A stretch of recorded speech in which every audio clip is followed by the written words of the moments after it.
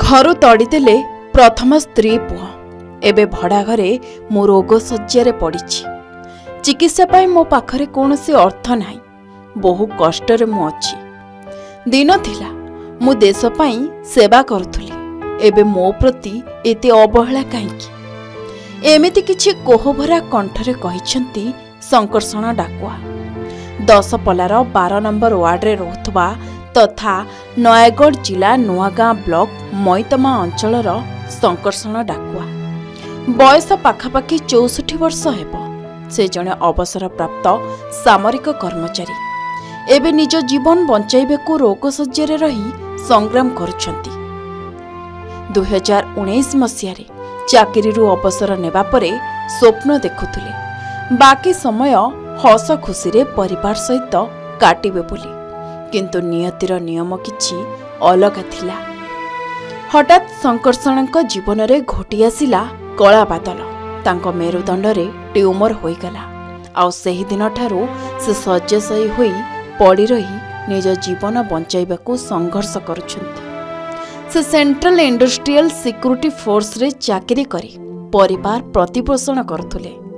तेबे चाकरी जीवनरू अवसर नेबा परे जहा सरकारक पक्षरु अनुदान मिलिथिला सेतिरे से निज गाँ मैतमा अंचल रे एक घर करि दैथिबा बेले बाकी अर्थ निज चिकित्सा रे सारी दैथिले। तेबे पारिवारिक समस्या जोगु से 10 पल्लारे आसी भड़ा घर नै रहुछंती। मु सेंट्रल गवर्नमेंट सीआई सबरे चाकरी करथिली। 19 अगस्त मास 30 तारिख रिटायर्ड हली। रिटायर्ड हवा पर सारे मोर गोटे गोड़ घुसरला पर माने हॉस्पिटल जाइथिली। गला पर से कहले जे स्पाइनल कॉर्ड रे तुम प्रॉब्लम अछि।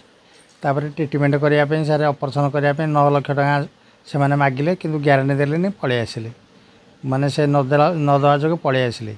मोर आग स्त्री माने सर डेट करथिले 2003 रे। ये पछ स्त्री तांकर दुईटी छुआ आउ तापरे माने घर द्वार सब कले सारे मुझे रिटायर होकर आसली। माने आग स्त्री दीटा पुओ आउ से माने मते घर तड़ीदेले। बर्तमान मु 10 पल्लारे आसिक भड़ा घरे पड़ी। आउ ट्रीटमेंट करने सारे मो पाखे पैसा पत्र माने बहुत असुविधा। गोटे पैसा भी नहीं। पेंशन पाऊ सारे पेंशन पैसा माने कुआड़े कहनी सारे 8000 सारे लोन कर देथिली घर पे 8000 कटि जाउची। मेडिसिन खर्च मोर 8000 पड़ोची। इलेक्ट्रिक बिल घर भड़ा बिल माने सबू निर्भर करुच्ची सारे मो स्त्री उपरे। आ से माने एपट सेपट करके चलाउची। आ कोन करिवे मो स्वामी कर जतले से रिटायरमेंट अगस्त 19 रे हेले तांकर माने गोटे गोड़ पूरा चललान घुसुरे बदले मु तांको आमिरी मेडिकल नै गले।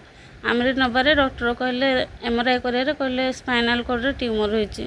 ट्यूमर होईची जतले कहले मु कहले सर कोन करिया पड़िबो ना एटा ऑपरेशन करिया पड़िबो।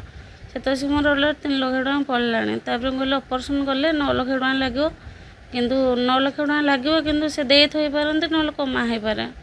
थलागे मोर भी संबल नै 9 लाख टका।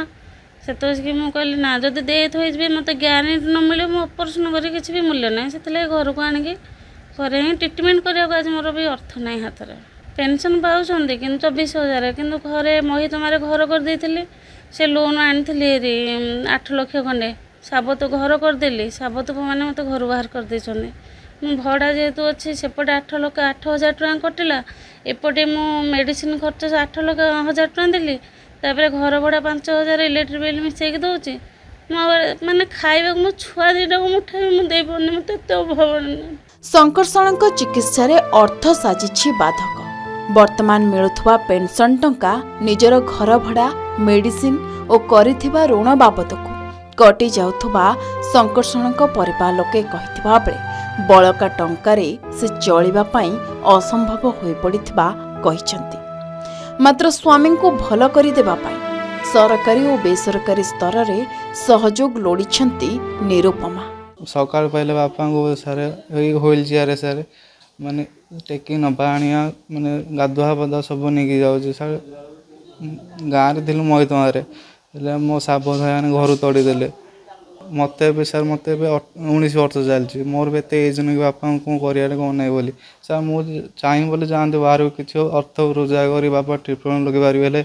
आमर एमती किए मैंने ना तुम बापा टेकिला भाया मानने से किए लोक ना मम्मी गोटे हार्ट पेसेंट सर से बापा टेकी पारन कि सान पुटे सर से भी बापा टेकी पारे कहीं थर टेकला बेले बापा पकई देइथिला तो सर माने एमिति हो तो सर माने घर टोटाल कह जाई पाउनी। निश्चित भाव में आगे मोटा गोटे दुखर करुण कहानी करुण दृश्य जोटा कि काली से देशर सेवा करुले किंतु आज सी शଯ୍ୟାଶାयୀ अच्छा ये करुण दृश्य देखिले निश्चित भाव में लगुच खजुरी गछर कि गुण गायबी से मूलर पाहच पाहच दुख कहले न सरे। प्रथमतः वर्तमान सी जो देशर सेवा करुले सी आज निश्चित भाव में आज तांकर सेवा करने अर्थ साजुची बाधक वर्तमान किसी पेंशन रे चलुची घर एवं से चाहती ना मु आउ टिके कौन बड़ मेडिकल जाई ट्रिटमेंट हुंती मो शरीर टिके भल हाँ किंतु दुख अर्थ साजुची बाधक सरकार को एप्रति नवेदन करी टिके माने कृपा बा करूप दृष्टि टिके दियंतु। से प्रथमे आम डाक्तरखाना आसी गोटे ओपीडी टिकेट करेंगे ओपीडी टिकेट रे आमर जे सर्जन अच्छा कनसर्न से देखिए देखला आम ताकू रेफर करूँ कटक को एससीबी को सेठी जदि ऑपरेशन करा जाई परियो ऑपरेशन करिवे जदि ऑपरेशन करा जाई न परियो मेडिसिन करिवे आनुषंगिक तांकर परीक्षा निरीक्षा पर ए कार्य से हाथ को नेबे। तो आज तो मुझे जानिली ए विषय रे आपण जत नोटिस के आनिछन आपण को धन्यवाद।